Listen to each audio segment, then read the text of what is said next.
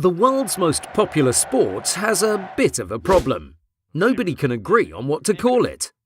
The majority of the world calls it football, but a handful of countries, most notably the US, prefer the term soccer.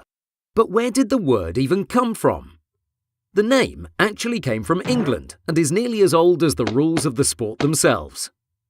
The earliest evidence of football comes from China in the 3rd century BCE, a sport that they called kuju.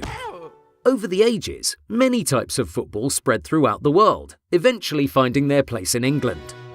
It became especially popular with aristocratic English schoolboys, who decided that it was time to finally define the rules of the game.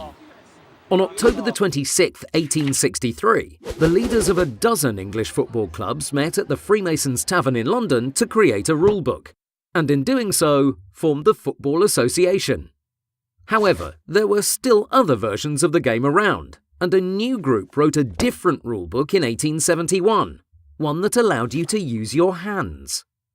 This new form of football was known as rugby football, named after the rugby school in England. The original rules, made by the Football Association, were then called association football.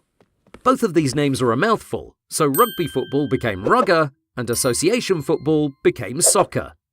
These two new official sports began spreading throughout the world, one more so than the other. By the time it found its way to the United States, they already had a sport called football, also known as gridiron football or American football.